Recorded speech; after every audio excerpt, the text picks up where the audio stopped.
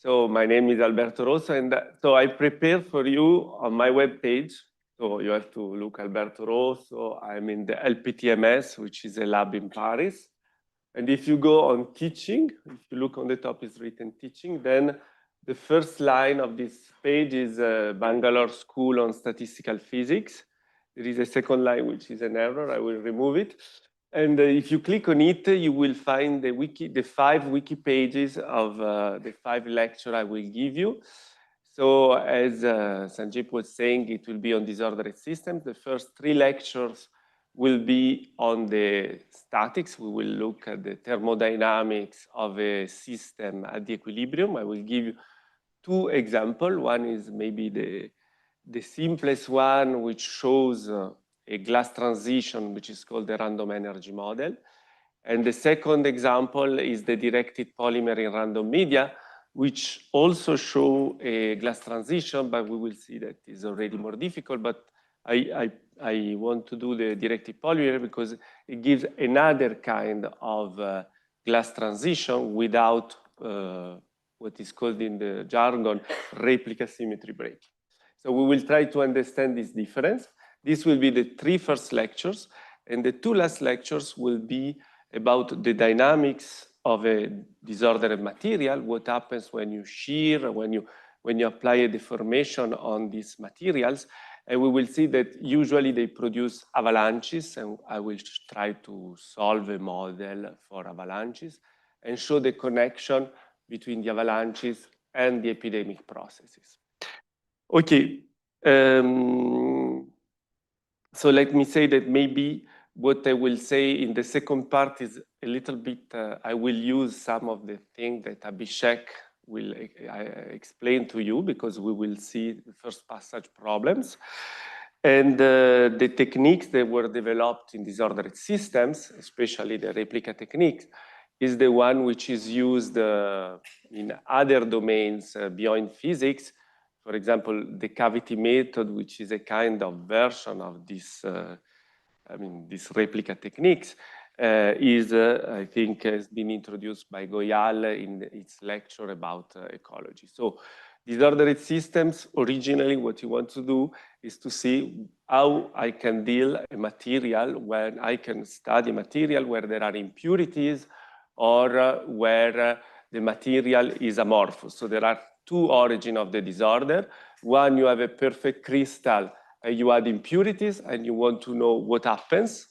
And the second thing is you don't have a crystal, you have just a random collection of particles which are interacting, and they froze in some form, like in the glass of the windows, where they are amorphous. So in both cases, the feature which is difficult is that if I now break this window and give a piece of glass of each one of you, it will be very different, because the atoms will be in very different location. While if I break a crystal and give a piece of crystal of each one of you, is perfectly identical. So the sample in a non-disordered system are identical, while in a disordered systems, they are very different in some sense. Okay, and now today we will understand in which sense. So I will use one of the not simplest, it's not simple at all, but most famous model of disordered system as introduction. So let's say that I have, let me say like this, I have an Ising spin. So it can take 2 values, okay? And let's say that we have I going from 1 to n, okay? We have n spins. And now the energy, so a configuration, it means that I give a value, for example, +1 to the spin 1, then I give some other value, etc. Okay, to all the spin. And now the energy in general of a given configuration in this model is written like this.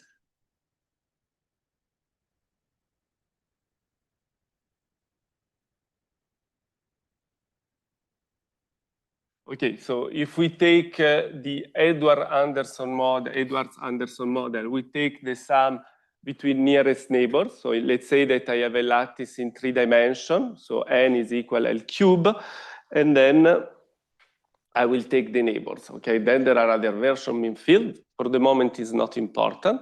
What is important is this Jij. So Jij is the coupling between the 2 spins, okay? And usually when you do the Ising model, is given is either positive, you have a ferromagnetic coupling, either negative, you have an antiferromagnetic coupling.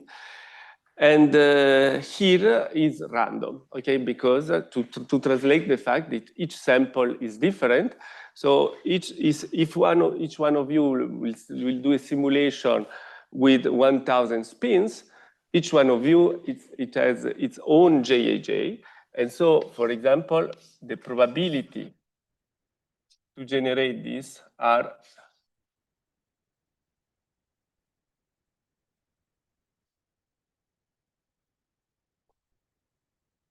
let's say, Gaussian number with 0 mean and variance equal to 1, okay? So each one of you has its own sample. And the first thing that we notice is that because they are Gaussian number with 0 mean, there are in average, half of the links that will be antiferromagnetic and half of the link which are ferromagnetic. And the first thing is that the ground state, if everybody is ferromagnetic, the ground state will be all spin plus, all spin minus. If it's antiferromagnetic, the problem can be more difficult, but in general, you expect an L state where you have half of, then, I mean, you have things like this. And so, in some sense, if you look at the ground state, you see an order. You see that this is a ground state because there's a particular feature. If you start to have problems with positive and negative, even if they are not random, okay, there are people that do frustrated systems which are not random, you have these things, you have frustration. So it is difficult to satisfy all the constraints because there are people that want to be like this, there are spins that want to be like this, and we will not make all of them happy. And when you look at the ground state that you obtain, if you are strong enough that you are able to compute the lowest energy, you will see that there is no order in this. It's difficult to say why this ground state is special. You will not see all the spin plus, you will not see plus and minus, you will see something which seems completely paramagnetic, but actually is the ground state of the system. So this is the first feature. This system has a lot of frustration, and to find all the ground state is a challenge because you have to optimize a situation in which you cannot make everybody happy, okay? But the second thing is that is random, and this means that if I fix a configuration, let's fix, for example, the configuration where all the spin are plus, okay? And now I ask each one of you, what is the value of the energy associated to this configuration? Each one of you will give a very different answer. Here we are summing, so if all are plus, this is 1. So we are summing n Jij, which are all Gaussian. So what you obtain is a Gaussian random number. The average is 0, but the variance is equal to n, because when you sum n numbers identical with variance 1, you obtain the sum as a variance equal to n. So is a number, so this object is a Gaussian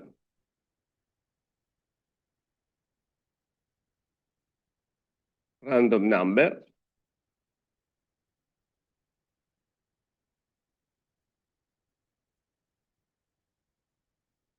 of 0 mean and variance n.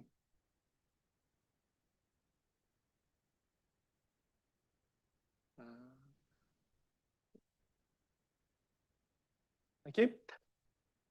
And so this means that if we want the landscape, the energy that you associate to the configuration is completely random. And so if you talk with your neighbors, you will not agree on any of the energy of your 2 power n configuration. Now there is a miracle that happens that is not surprising for us, but is a miracle, okay, is that now if you look at the physical property of your piece of glass, okay, so if you measure the specific heat or something that you want, it will depend on the mass of your sample or the volume, I don't know, some 2 or 3 parameters, the temperature, but then everybody will give the same answer. The glass has certain property. There is, otherwise this window will break, the other will melt, okay? There is no randomness at the macroscopic scale. So at the level of the configuration, the system is totally random, but at the macroscopic level, there is no randomness. The glass is glass, and Wikipedia will give you the characteristics of the glass depending on how you prepare it and so on. So this property is very important, and it's called self-averaging.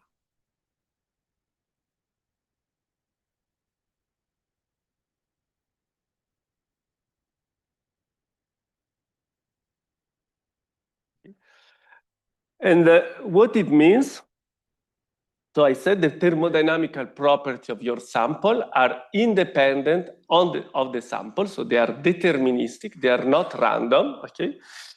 And so to explain that, you have to say that if you measure the free energy, this is the free energy.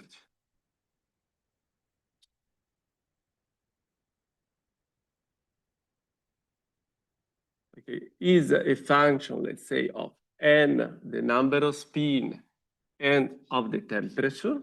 Okay? And if I don't say nothing, this is a random quantity because of the randomness I introduced before. But now, if I take the limit n going to infinity, okay? So when n goes to infinity, it will scale in this way. So it is an extensive quantity. This dependence on n comes from thermodynamics. But this number is deterministic.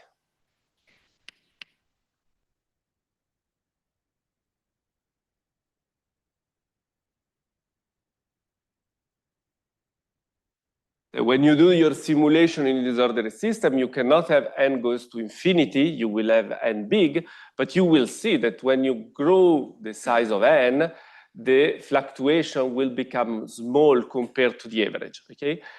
If you have a sample, n is huge, and so you are safe, and it will be self-averaging, okay? So now if the free energy is deterministic, then all the derivative of the free energy are the thermodynamical properties, and so all the thermodynamical properties will be deterministic too, okay? So now let's understand how you can introduce, okay, you can choose, it's the same, but people use it. So you can either work with the extensive quantity, either work with the intensive quantity, okay? This is the free energy per spin. So you usually use that. So let's say that we have at finite n, Fn of beta, okay? This is the free energy per spin, okay? And if n is finite, is a random quantity, okay? It's only in the thermodynamic limit that becomes deterministic. And so is random. And you can define its average. Okay, in these lectures, when I put the overbar, it means the average over the Jij, okay?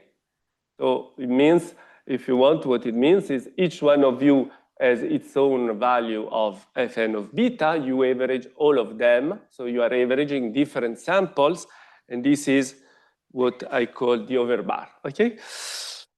And then there is another thing, which is the typical value.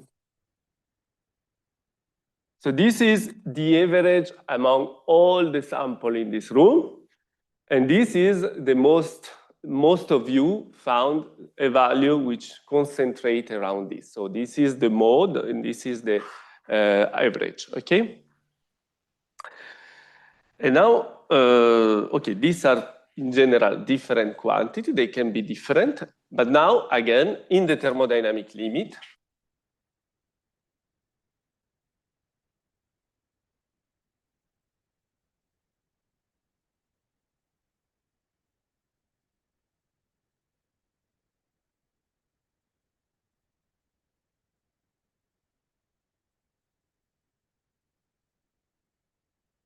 it becomes deterministic. Okay, there is no independence, and all the fluctuation you have are subdominant. So this is one way to see. So this is a kind of first property. Then the second one that we will use a lot. So I said that the fluctuations are small. So what it means, I look at the variance.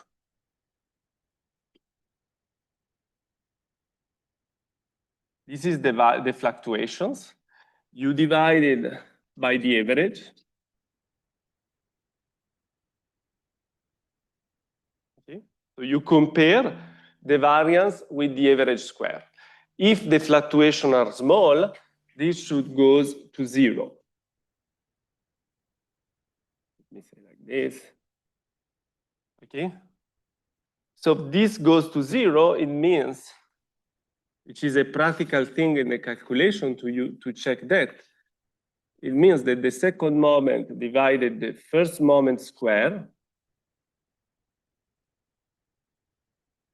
is equal to 1. When this happens, we say that the observable, the quantity, is self-averaging. Okay?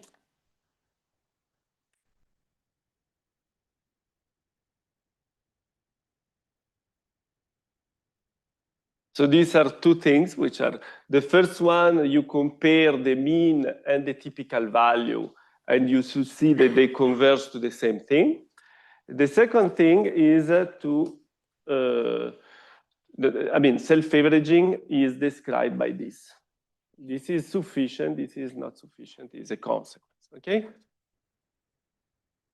Okay, so this is the physics. So from the physics, we expect that all all models that we'll study that want to be connected with the reality, they should have the free energy is self-averaging. Otherwise, you are doing the theory of a material that each realization is different, okay? Now, before to end, we have to point out something which is very important. Unfortunately, we cannot directly compute these quantities. And so in the simulation, you can. So what you do in simulation is that you simulate your system. If you are good enough to optimize and so on, you are able to get the free energy or the ground state energy at T when the temperature is equal to 0. You average them, and that's it, okay? But when you want to do the analytical calculation, the only things that you are able to compute are actually the partition function. And the partition function, which has not a direct physical meaning, is related to the free energy. So let me remind you, the partition function, so let me write like this. Yes, okay, the partition function is exponential of minus beta the free energy, but now if I use the intensive way of writing, is this one. So for a given sample, this is the relation, is completely simple. So if you have the free energy, you have the partition function for a given sample, okay? Now, the problem is that when you take the average, you have to be careful, okay? So let me say also the same thing.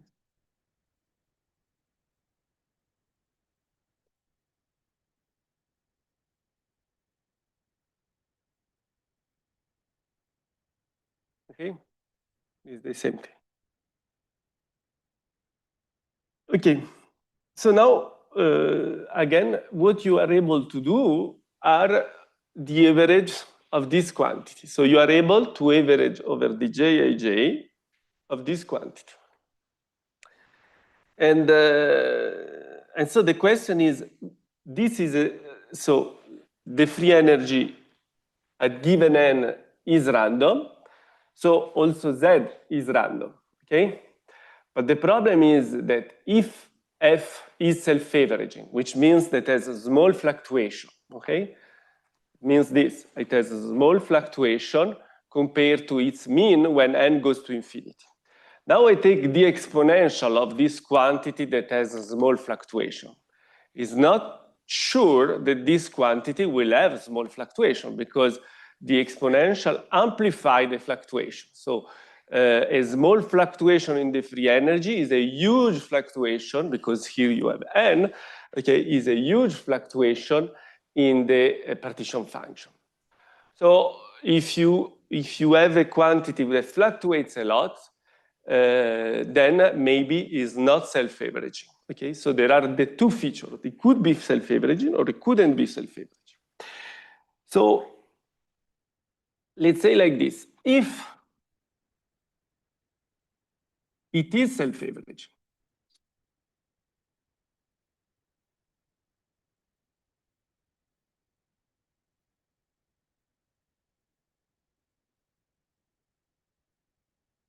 sometimes it is self-averaging, and then we can check.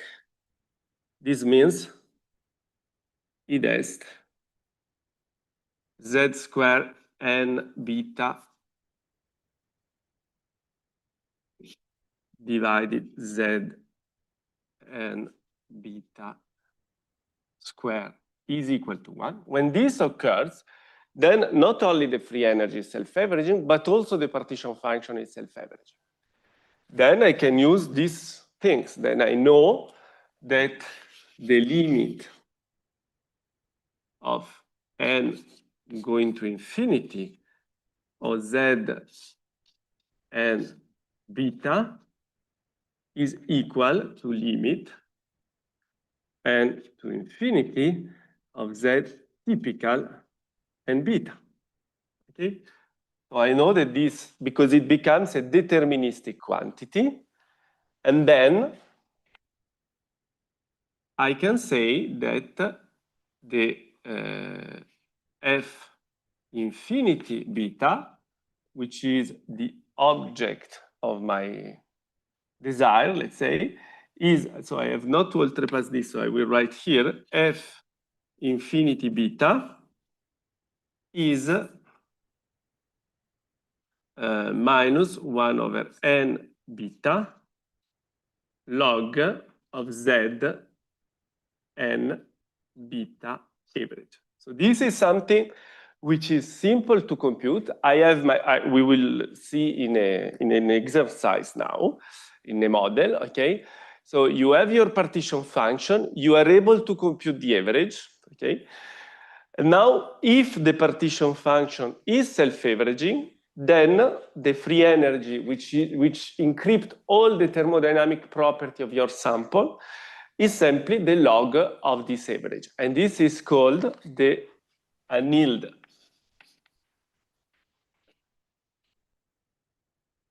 average. Okay. So you do this, and if it's correct, the annealed average, so the log of the average, is the average of the log, is the free energy. Okay. But now I have to move on this side.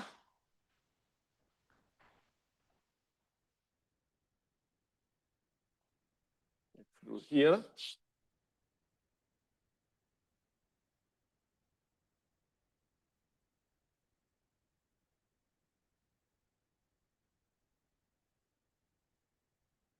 If it's not true,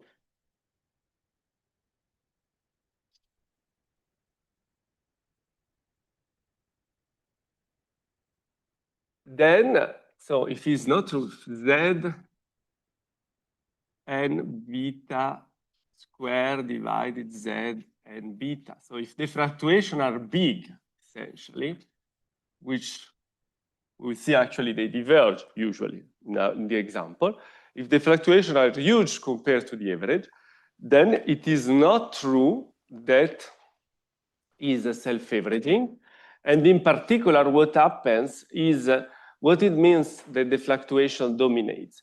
It means that most of the time you measure a partition function. Most of you will have a partition function equal, let's say, 100. And then one person there will have a partition function which is 10,000. And so this partition function will dominate the average. So the average will be, let's say, 300. And then, but this is not because you count nothing. Essentially, the average is completely dominated. It's the probability to find 1,000 times 1,000. So it's completely dominated by rare events. And so when this happens, it means that Z average is much bigger than Z typical. Okay. So Z typical, it means that most is what most of you does, okay?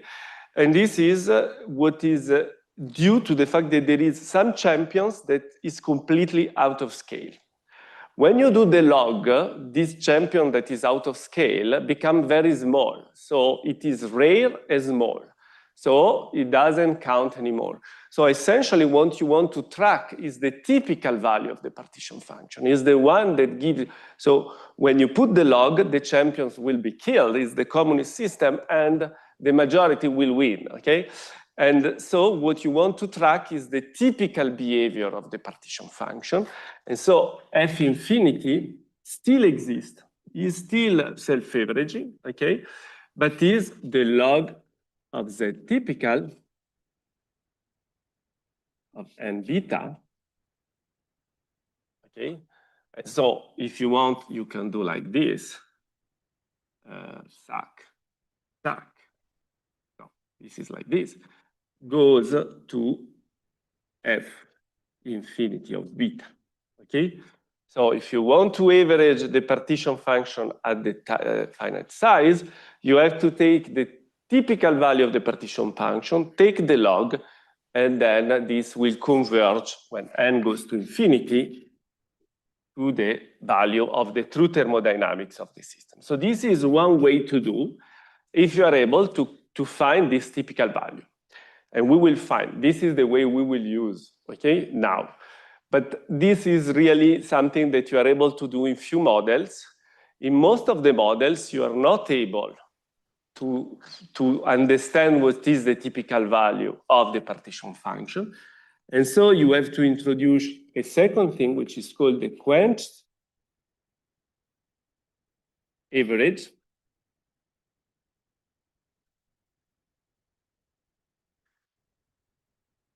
It tells you that F and beta, let's say I put a Q, is equal to the log of Z and beta.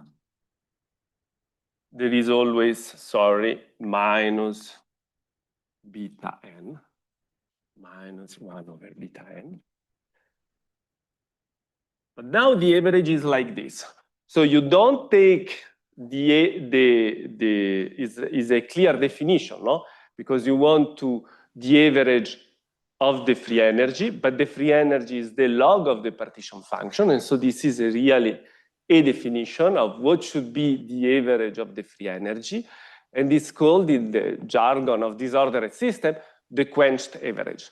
Because you put the log before, you kill the champions, okay? And so you are sensitive to this. And also this goes to the same value. So there are two protocols. Either you are able to track the Z typical, either you do the average of the log, and this will give you the answer which is correct, okay? So in general, because because of what I said here, this is like this, okay? This means that F infinity annealed of beta So let me do in, okay. F definitely, I mean that because should be bigger than F infinite beta quenched. Okay. But we will see this in an example. Okay. So what I want to say here is that when you use this protocol that we will use today, again, is correct, but is not feasible many times. The standard way people do the average is the quenched average, which is quite difficult to do. And for this, you need to introduce the replica trick. And then you have to make an instance of the solution. When is replica symmetric, the answer will be the same of the annealed average. So you have done a lot of work, but then you recover the annealed average. But if you use the ansatz of Giorgio Parisi, this replica symmetry breaking ansatz, then you find another answer which is more optimized, and this is correct. And this is the quenched average, okay? So this is the replica trick is the way you compute the log, okay, and take the average after. But it's quite difficult, and so this is what for which you use the replica and the Parisi solution. Okay, so this is the first part. It's clear. So the main message is we are dealing with systems which are random. So each one of you have a very different sample, but at the end, the macroscopic answer is the same. And then we want to compute the free energy, but actually we cannot do it directly. So the free energy is deterministic, but we have to go through the partition function, and we will see that depending on the temperature, the partition function is either self-averaging, and then we are happy because the computation is simple, either is not self-averaging, and then we have to track the typical value of the partition function and not the maximal value of the partition function, the champion, so the average. Okay, so if it's clear, if there are no questions, now I introduce the random energy model, which was introduced by Bernard Derrida, and actually is a model that uses what we show at the beginning. So in the Edward Anderson model, if the coupling are Gaussian, the energy that you associate to a configuration is a Gaussian random number with zero mean and variance equal to n. But if you now change one spin at this configuration, so each one of you have a very different energy, but if you change just one spin, the variation of energy will be very similar. It will be the order 1, okay, for all of you. In the random energy model, it's not like this. The configurations are completely independent. And so the model is quite simple to define. So imagine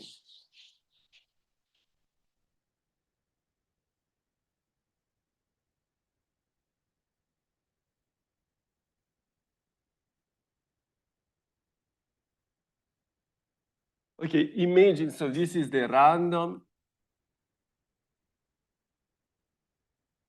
energy model. Sir. Okay. Yes. Yes, I have a question. So in these systems, you can have large fluctuations. Yes. But these fluctuations should satisfy fluctuation dissipation relation, right?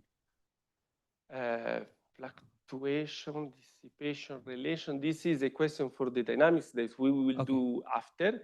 Okay. But yes, when you are at equilibrium, yes. Okay. Okay. When you are close to equilibrium, yes. Okay. But are at equilibrium. I mean, here, yes. So here, what I'm making as a hypothesis is that the system is at the equilibrium. Then we will see. In general, it's very difficult to bring a disordered system at equilibrium. So if you prepare it, it's very difficult. But imagine that you do things low enough, and you are visiting the configuration using the Boltzmann weight. Okay. So this maybe is a good example. Is a good moment. So I have my n. Let's say I have my n spin. So the number of configuration, okay, m for me here is the number of configuration. is 2 power n, okay? So I have a huge number of configuration. And now I say that, so I number them 1, 2, up to m. And I draw a random number. Each one of you will do the same, okay? So EI is, I don't know, we used to do that.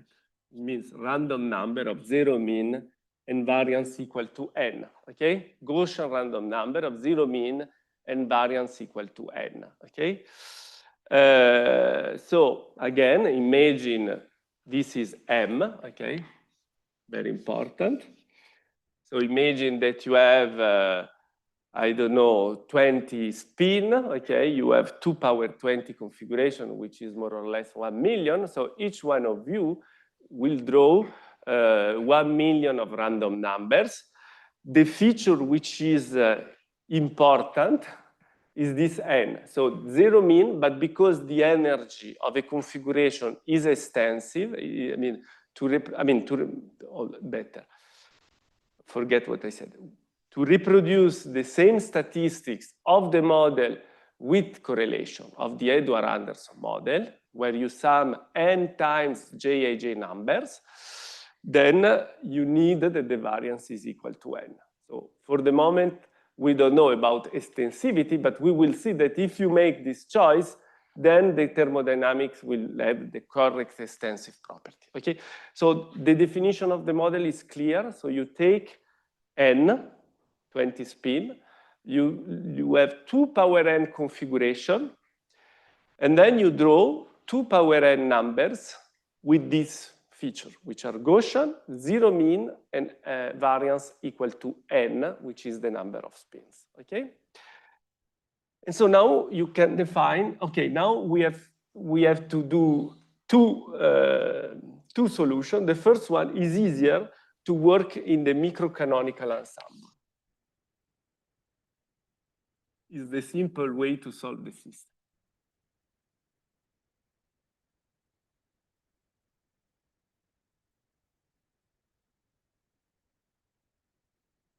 So instead of compute directly the partition function, okay, what you do is that you define the number.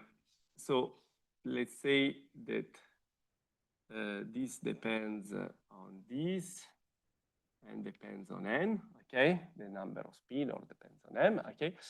And so this is the number of configuration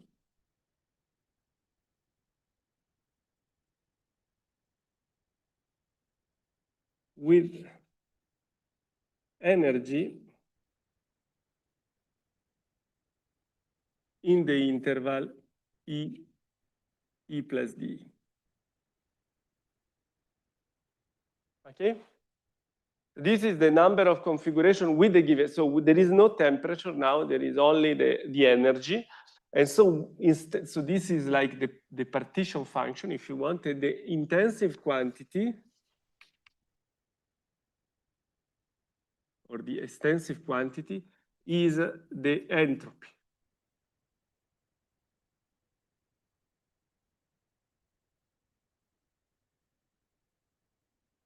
Okay, S is the entropy of the system, is the log of this number, okay? And if you want to use, no, this is equal. If you want to use this intensive way of writing, you can write the things like this. So again, the thermodynamics depends on the entropy. So the entropy is a self-averaging quantity, but this doesn't say that this is a self-averaging quantity because it's the exponential of a random quantity that is self-averaging is not self-averaging in general, okay? So we do this because actually this is simple to compute. Let's try to compute it.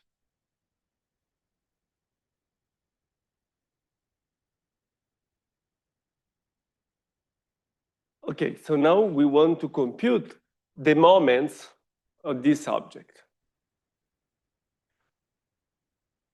Okay, so let me write first what it means.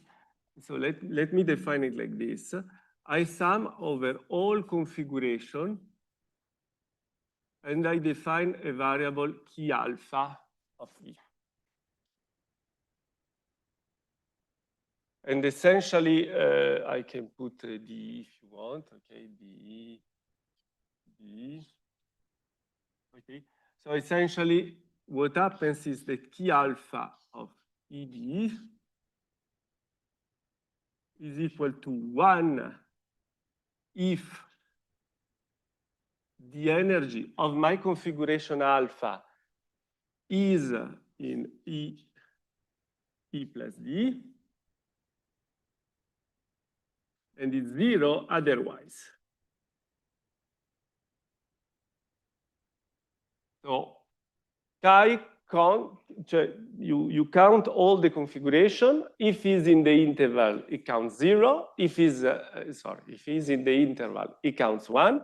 If it's not in the interval, it counts 0. And this gives you the number, which is, again, now a stochastic quantity, because each one of you will have a different sample. And so we'll have a different number. But now we can take the average. So let's do it.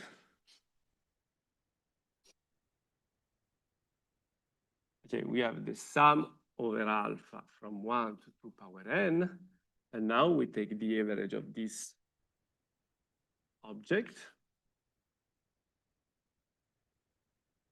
Now, because the numbers are independent and identically distributed, the alpha configuration have an energy which is completely random, okay, in IID, then this does not depend, when you do the average, does not depend on this sum, and is actually the sum, so we can say it's like this, because it is independent of alpha.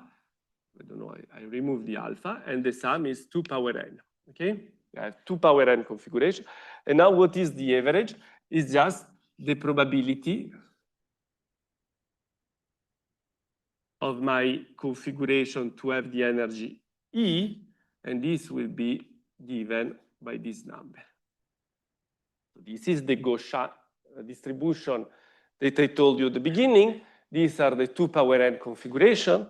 And what is nice to have is to exponentiate. So let's do things like this. Exponential of n log of 2 minus E squared divided to n, okay? And then I have this small prefactor, which is not very important, okay? So I will do this like this, because this is subdominant. The dominant part is given by the exponential. And now, if I want to make the intensive thing, as I told you, you can define the things like this, minus epsilon squared divided by 2, where epsilon is E over n. So it's the energy per spin, okay? This is the way to have our intensive calculation. And so you see that we computed the annealed, now we know that it's the annealed, okay? The annealed, so let me write here, the annealed as infinity, because you see that is n independent, okay? As infinity of E, but I write here annealed is log of 2 minus epsilon squared divided by 2. And I can plot it as infinity of epsilon, sorry. So it's the intensive energy, epsilon. So when epsilon is equal to 0, I'm a log of 2.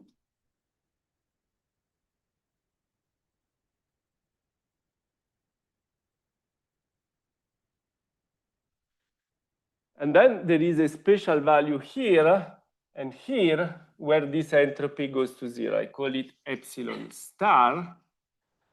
And I think is square root of log of 2 log of 2.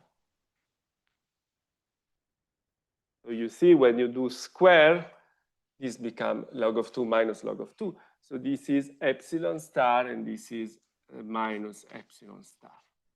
Okay? So the annealed, let me rewrite annealed.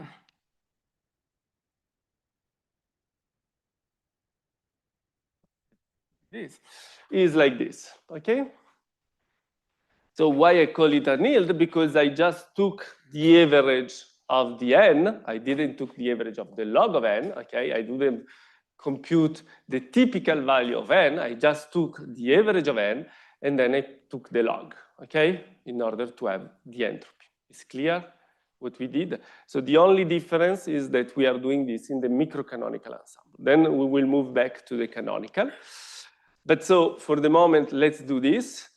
And now, let's see, I told you that there is a way to see if it's self-averaging or not. It is by computing the second moment, okay?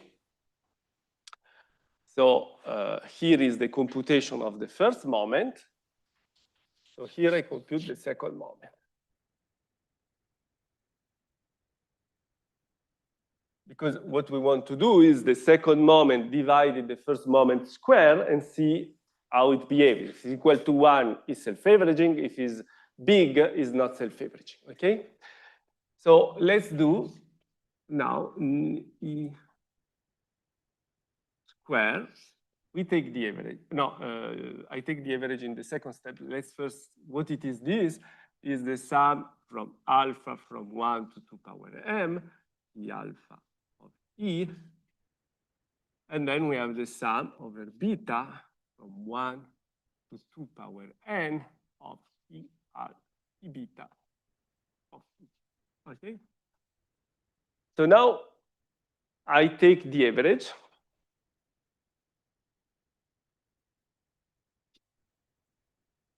And I distinguish two situations. The first is the sum alpha from 1 to 2 power n of, and the sum over alpha, let's say like this, E alpha of E. And then this is one.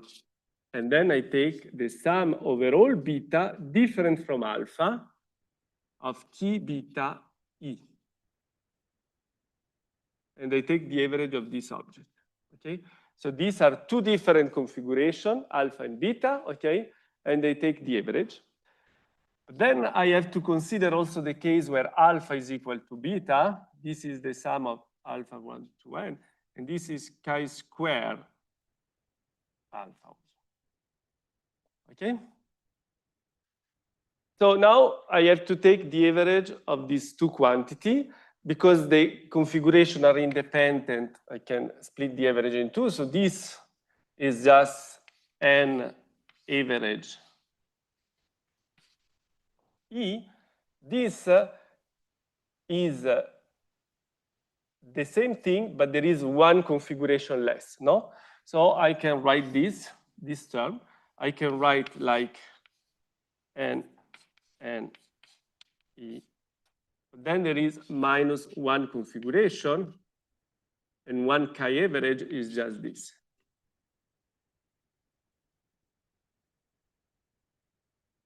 Okay? This is the first term.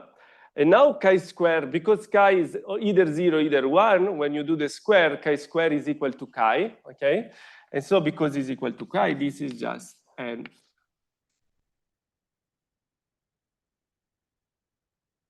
Okay? And so now we have to do the, now we can see that this is subdominant, it's not very important.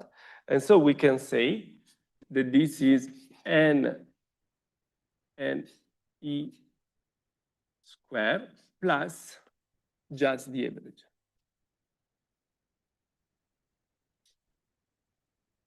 Okay? So is the first moment square, but then there is an extra term that will play an important role. So now we can do the ratio. So the check of self-averaging, is self-averaging or not?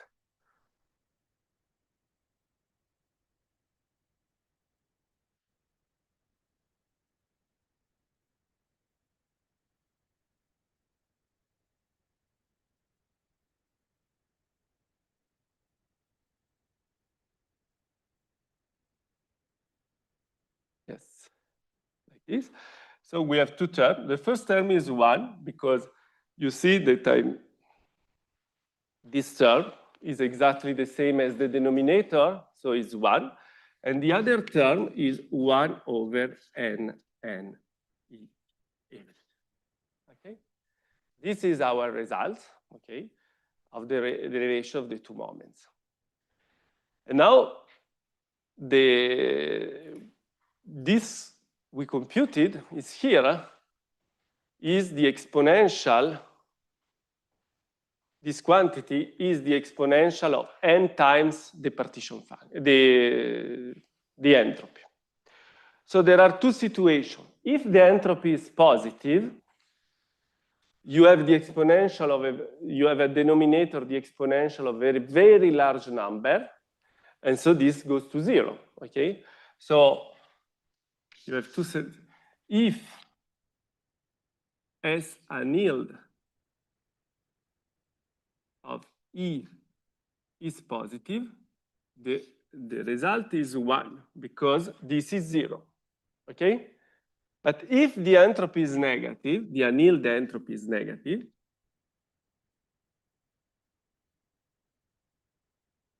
this is a very, very small number that goes to 0, and so the ratio goes to infinity. So you have infinity. So is absolutely not self-averaging, okay? And so what it means, let's go back to our figure. What it means. Let's try to think what is going on. So when you are in this situation, when the entropy is positive, it means that there are a huge number. So if n becomes large, there is a huge number of states with this energy, okay?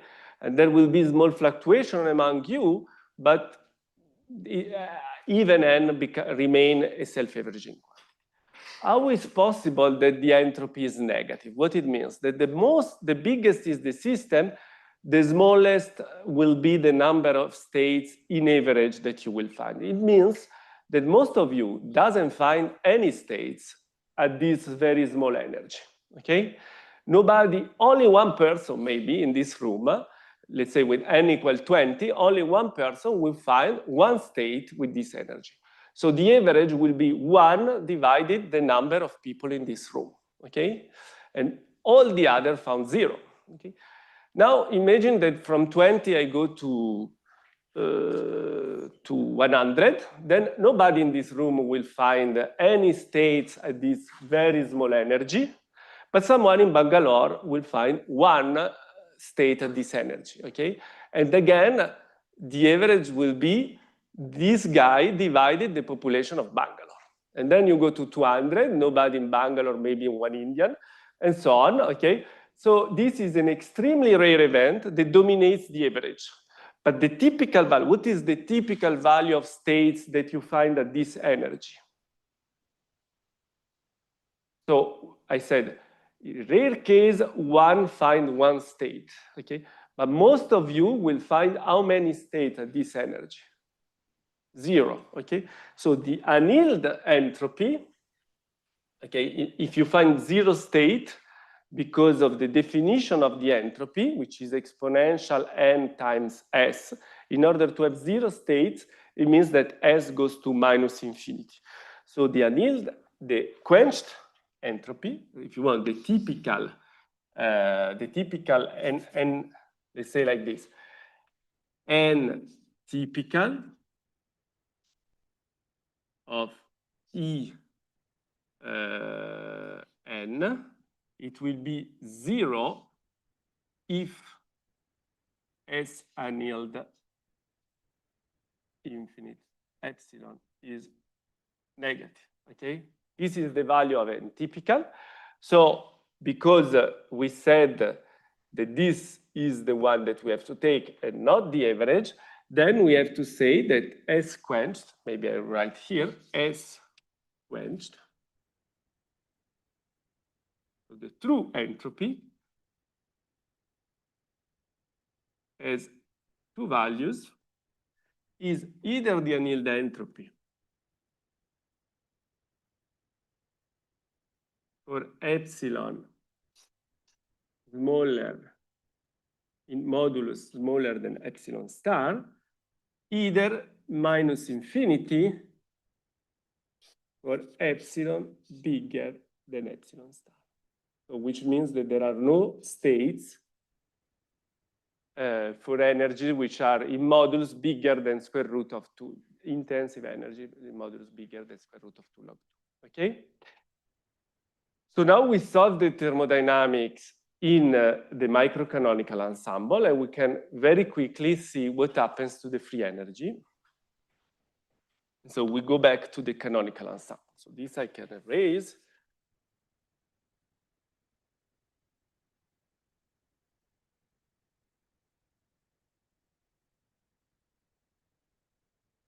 Okay, back to canonical. So now we want to write the partition function of beta n, let's say. This is equal to the integral. Now let me check if I used E or epsilon in my notation.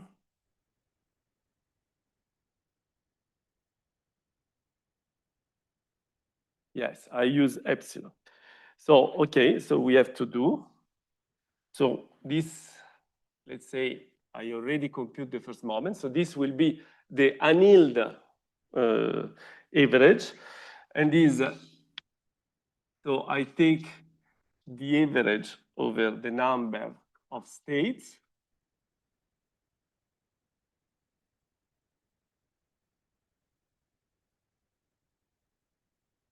Okay. So as I said before, the partition function we know is the sum over all Boltzmann weight. So you can either do the sum over the 2 power n configuration, or because now you have the number of states at a given energy epsilon, you can integrate among all the energy. This is the number times the Boltzmann factor. No, it's clear, this formula, okay? And so this, I will use the average of this quantity, so it's non-stochastic. And if I do that, I will use, again, the form with the entropy. So we said that this is the exponential of n, and then I have to write the entropy, and the entropy is log of 2 minus epsilon squared over 2. This is the entropy. And now I can add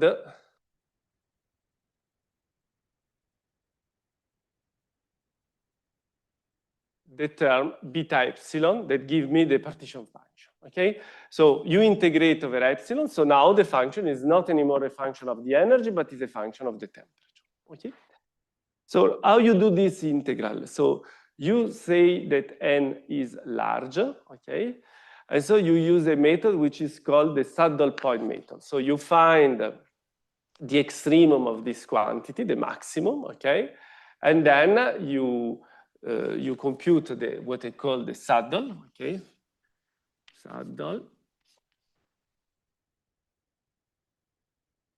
It means that you take this value, you take the derivative of log of 2 minus epsilon squared divided by 2 minus beta epsilon over epsilon, and you define the saddle by the fact that it's 0. This derivative should be 0, okay? So when you do this derivative, this is 0, this is minus epsilon, minus beta, so you have that minus epsilon saddle minus beta is equal to the 0. So you have that essentially epsilon saddle is equal to minus beta. Okay? So now you can say that this integral is just dominated by the saddle. So this integral is exponential of n, and then you have to replace minus beta. So here you have log of 2. So we have minus beta squared over 2. And here you have plus beta squared. And so you have exponential of n log of 2 plus beta squared over 2. Okay.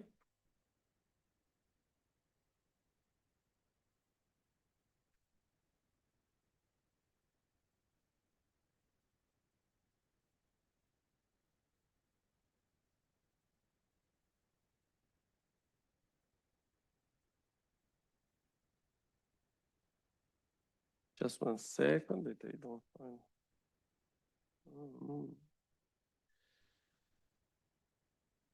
Okay, and so what I find is this result. And now if I have a problem with the sign, but I don't understand where it comes from. Because I have to take the log divided by n and beta, okay? But I thought that there was a minus, okay, but I will check this. So what I have is that now if we take the log of this quantity divided by n and beta, we have that f infinity of beta is log of 2 divided by beta plus beta over 2. Okay, I have a sign that I don't understand, but I will understand better. I will check better later. Okay, so this is our free energy. And if I plot the free energy as a function of beta,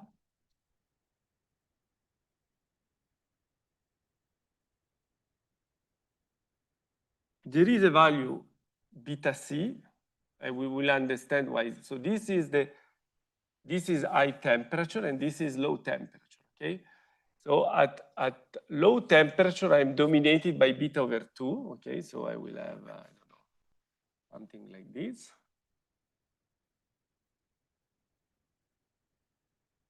And the small temperature, sorry, this is the small temperature.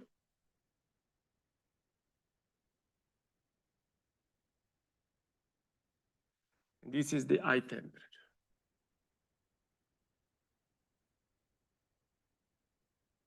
Okay. This is a value beta c, which if you do the calculation is square root of 2 log 2, which is the same. And also this, if you put square root of 2 log 2, you find square root of 2. Okay. So this is what we found, and this again is an yield, okay?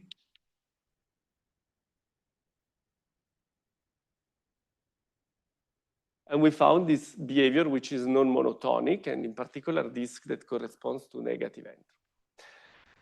Okay, so now this is the annealed. Now, what we have to do is to say, okay, but actually, I don't want the average, I want the typical behavior of the partition function. And the typical will be given by the typical one.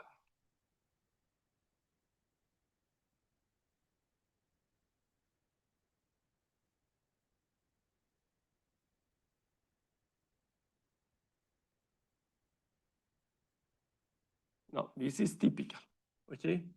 And the typical behavior, the only difference, we said, okay, if we are in the region where the energy is smaller than epsilon star, then n typical is equal to n average, okay? So the calculation I did is correct. But if I'm outside of this, is not a small number, and so an average will give a small number, but n typical is 0. So what we have to do is to do the integral between minus epsilon star plus epsilon star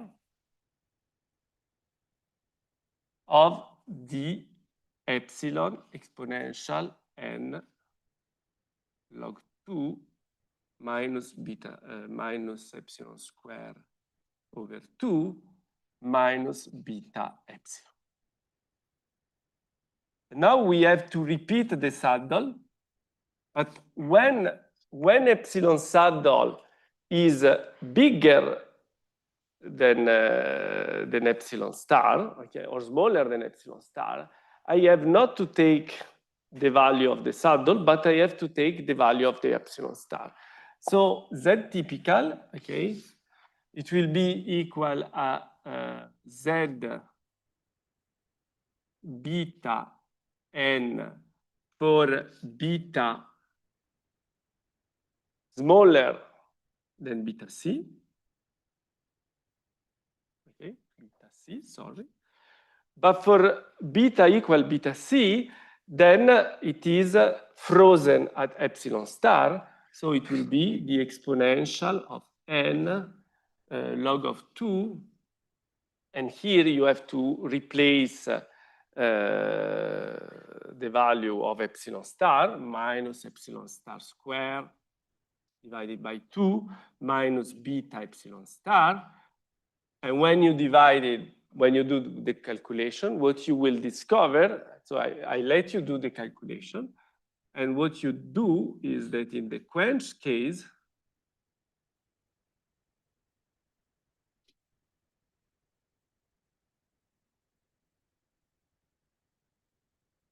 what you find is that is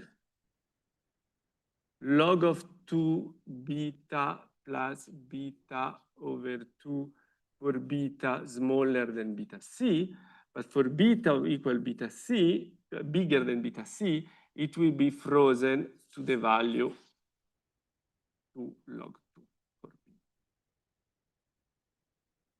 So if I do the quenched average, the free energy is exactly the same one up to this critical point, and then it froze to the value square root of 2 log 2. And for this, so you see that you have a discontinuity of the second order. So this is a phase transition, is a glass transition. So we will see in the next lecture that this phase is what is called the paramagnetic phase, or the phase where the disorder is not very important and dominated by the thermal fluctuation. While when you have this freezing transition, so it's a mechanism for the glass transition, is a particular mechanism, the free energy freeze doesn't change anymore.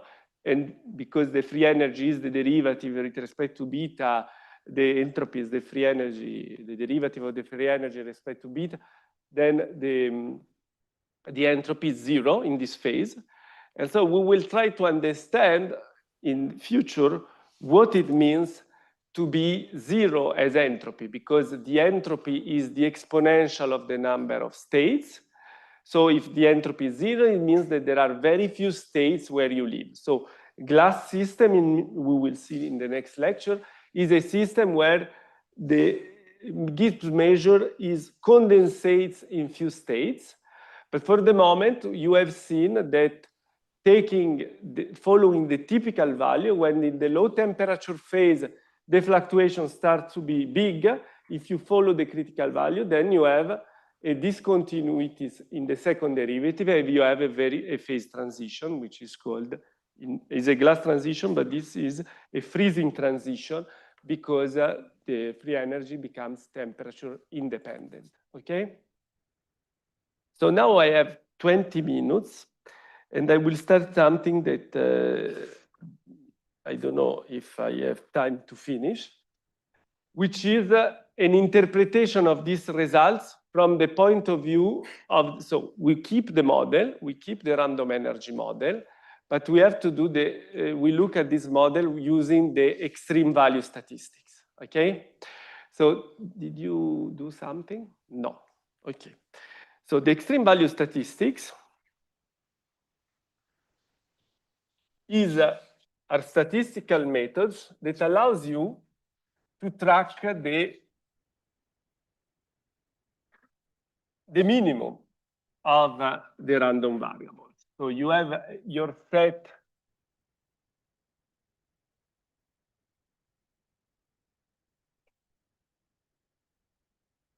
you have a set of energy E1, E2, En, which are IID. And let's say that they are Gaussian with zero mean and variance equals sigma square. Okay, then sigma square equal to n, but this we will do at the end. And so what I said is, okay, you are lowering the temperature, and at a certain temperature, the free energy becomes independent. It has this value, square root of 2 log 2, and it becomes independent of the temperature. So it is interesting to study what happens to the smallest energy of this set.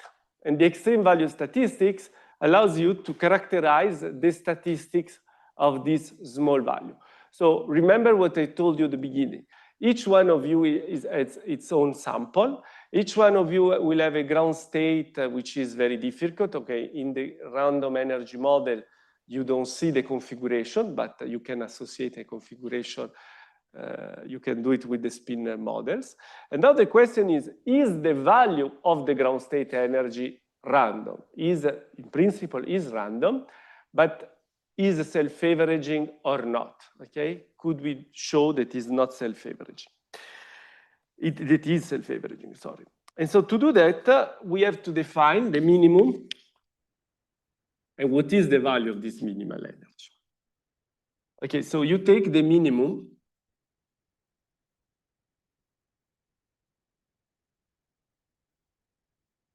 of your random variables, okay?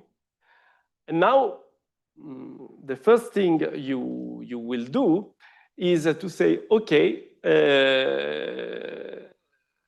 let's, so I'm trying to, because I want to finish, but without going fast. So you take the minimum. So how you take the minimum? So let me define, so this is the Gaussian distribution. Let me define capital P of E, the probability that if you draw a random number is smaller than E. So you have here your distribution E, which is the Gaussian distribution, okay? Let me call E prime, D E prime, okay?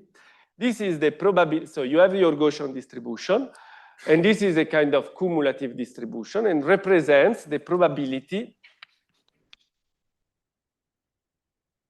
that if you draw just a random number, okay, a random number is smaller than E. Okay?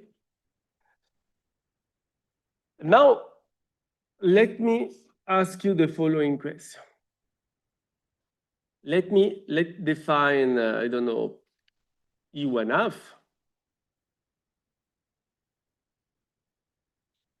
The value of E for which the probability is, this probability is equal to 1/2.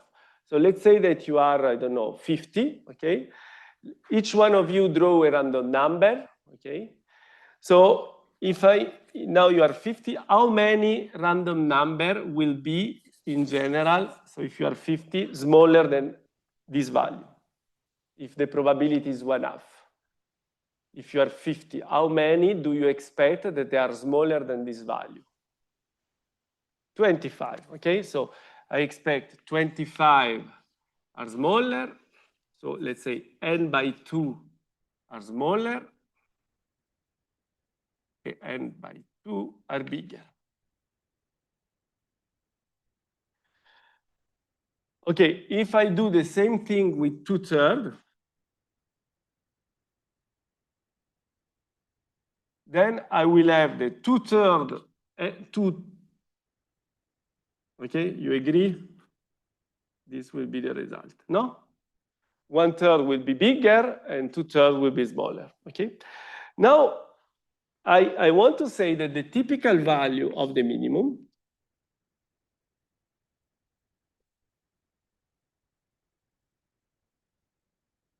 satisfies this equation.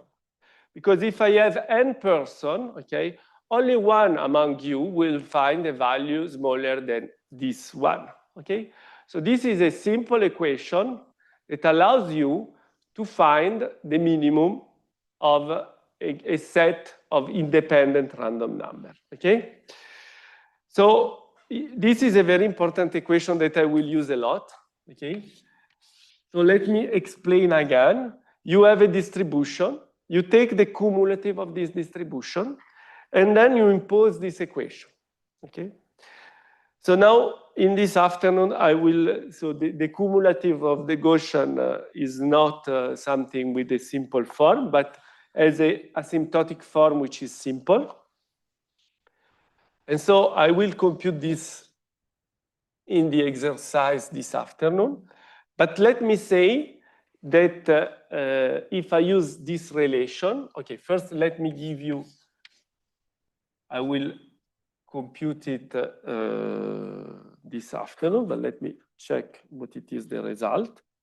The result is sigma divided square root of 2 pi e. So this is something that comes because of the integral. And then I have exponential of minus e squared divided to sigma squared. So let's say this is the Gaussian and this is the cumulative, okay? Now I like to write this object as exponential of a of e. And so if I write it like this, I will have that a of e is equal to minus e squared divided 2 sigma squared. And then I have a log correction that I will not use a lot, but that comes from this term. Okay, so this I've not shown, okay? I said that if you do the calculation asymptotic for large E is what you find for the Gaussian distribution, okay? Now, what you want to impose is this thing. So you take the log on both sides. So the log of P E tip mean is equal to minus log. So here I made a mistake because I have M configuration, I have not N configuration. So minus the log of M. Okay, because M is 2 power N. Okay, so if I take the log, it means that A of A tip mean is equal to minus log of M. And so I have to write the equation, and at the dominant order, I have this term, okay? So this is A tip mean square divided 2 sigma is equal to log of M. Okay, then I have a correction that comes from this, but this is the dominant order, okay? And so what you have is, this is a square. What we have is that A tip mean is equal to minus sigma square root of 2 log n. This is a result very general for all Gaussian functions, okay? And now,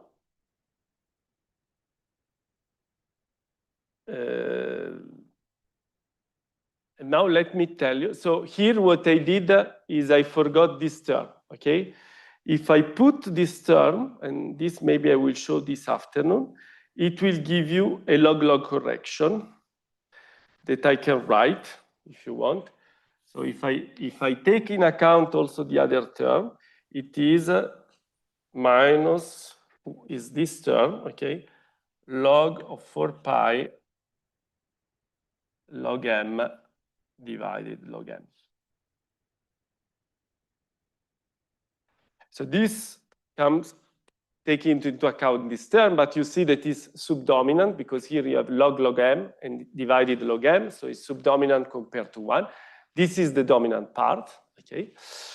And so now we can use the fact that sigma square is equal to n. So if you use now, if you specify this calculation for the random energy model,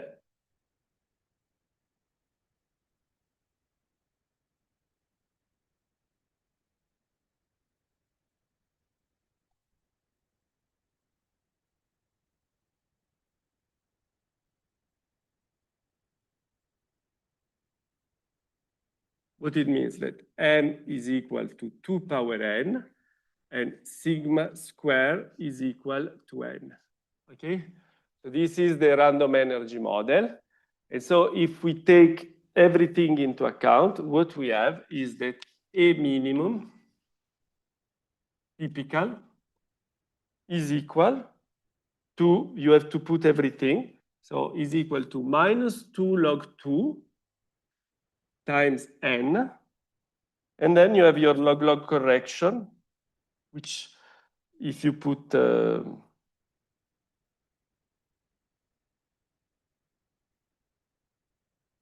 yes, it is 1/2, if I didn't make a mistake, log 4 pi log of n divided the square root of 2 log. Okay, so this is not very important, okay? But you see that you find a value of the minimum, which is first extensive.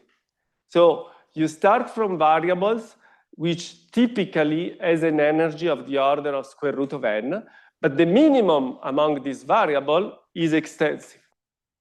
Okay, so this is the trick. So if you don't use this variance, you will not find that the minimum, which is the free energy at 0 temperature, is extensive. And then you find that there is absolutely no stochasticity, okay? Actually, I don't want to rush on this, so I just gave the simplest relation of the extreme value statistics. But if you know some of the extreme value statistics, you know that you can actually write all the distribution of the extremes, also the random part. So this is the typical part, which is non-random. Now, if each one of you do this experiment, take m equal 1 million, and n equal, I don't know, 20, okay, and then do the variance and variance equal to n and so on, you will have your list of 1 million of a random variable. You will pick the smallest one, and you will find that it is very close to this value, but there are fluctuations, small fluctuations. And so the random mean, the one that you will find, is written like this. So it has a part which is absolutely deterministic. There is even the first subleading correction, which is deterministic. But then there is a random number. And so this is what I had no time to discuss. And the variance of this random number is log 2. So these two numbers, and 1 over this number, okay, are not, are exactly the one that we found using the thermodynamical approach, no? So the freezing energy is square root of 2 log 2.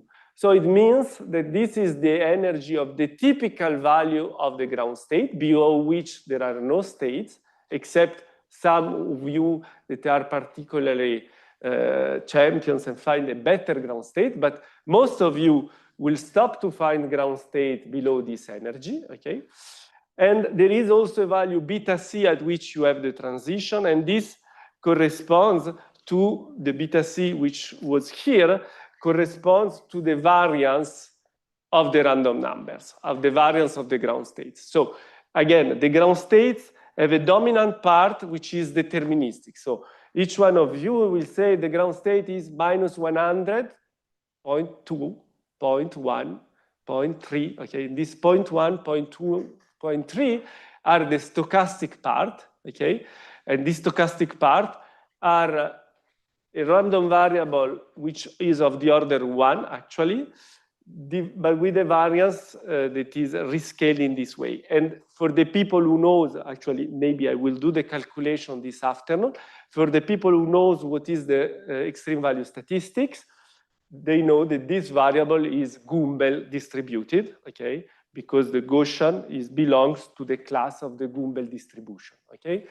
So again, the most important thing is this part, which is deterministic, but then for this simple model, you can do something that is very hard to do in the other model, so characterize also the fluctuations.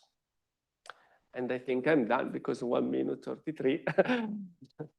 So thank you very much.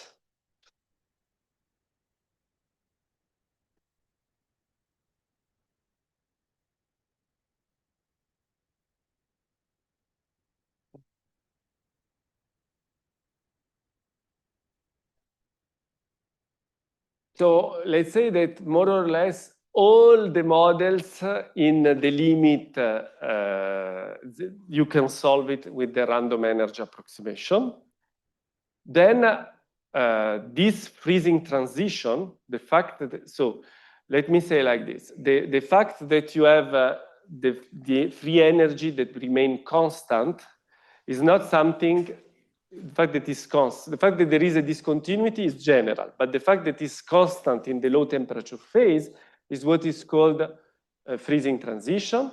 And this is not only in the random energy model, but there are also models mean field, like the directed polymer on a Cayley tree or the p-spin model that have exactly the same kind of transition, but the calculations are more sophisticated. But at the end, for example, most of the time, this is this 1/2 become 3/2 if you do the directed polymer in random media, but this is the same. Okay, the main part is the same. So this mechanism is that I show here is what I call the one-step replica symmetry breaking. So the models which are one step, they have a phenomenology which is very similar to the one of the REM. Okay.